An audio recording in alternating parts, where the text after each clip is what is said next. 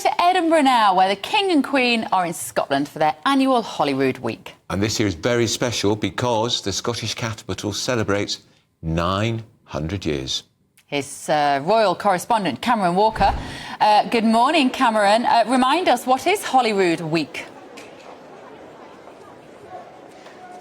Good morning, Bev. Well, Holyrood Week is the annual tradition where the monarch spends a week based in the Scottish capital, Edinburgh. He is currently at the Palace of Holyrood House. He has just left, and I'm talking in the last 10 minutes or so, St Giles Cathedral. There was a very important service, the Order of the Thistle, the oldest order of chivalry in Scotland, perhaps nodding to the theme of 900 years, as you just say, of Edinburgh, the city itself. So members of the royal family, including the King, Queen, Prince Edward and Prince William were all here wearing their green velvet robes, white feathered plume hats as well, in front of a big crowd inside St Giles Cathedral. Before, though, however, the service, there was a lot of noise. So as they were driving up from the bottom of the Royal Mile where the palace is, up to St Giles Cathedral where I am, there was noise from both sides of the pavement from the crowd. On the one side, there was pro-unionist, very patriotic crowds cheering for the royal family. On the other, big yellow signs, big shouts of "Not My King," Republican protesters. There was two kind of counter-protesters going on, kind of shouting at each other, and the royal family did their best to ignore them. I think they probably succeeded, because when they arrived here on the forecourt just outside St Giles Cathedral, they were smiling, waving to the crowds. Some of them even waved to us, the media. But it was very special for the Queen and Prince Edward in particular, because the King formally installed them into the Order of the Thistle in the side chapel of St Giles Cathedral before the main service this afternoon. This afternoon, another big event for the King and Queen. They will be celebrating the 900th anniversary of Edinburgh inside Edinburgh Castle here a little bit later on.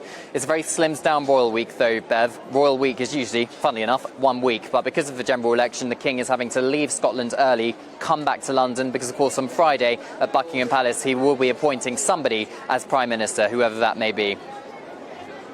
Cameron, that's a really good point. I wonder if Rishi Sunak factored in Holyrood Week when he decided on this date. It doesn't seem terribly respectful, does it? I can remember in 2005 when Blair, we thought, was going to go to the country, everybody kept thinking, why hasn't he announced it? Why hasn't he announced it? And I went into my office, I was on the Times then, in Wapping, and I said, it would be about an hour, the announcement. I said, why do you know? I said, the Queen has just gone past in her car. And she looked fed up as hell because she'd had to interrupt her weekend in Windsor.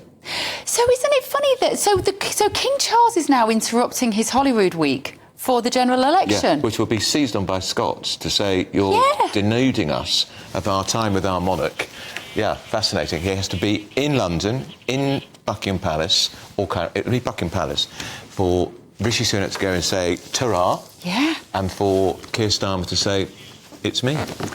Well, maybe. Who knows? Still a lot of wavering voters out there. The King's third Prime Minister. And he's only been on the throne 5 minutes. It's extraordinary, isn't it? That's a very good point. Liz Truss, Rishi, and now we're going to get Keir Starmer. 3 already. Amazing, isn't it?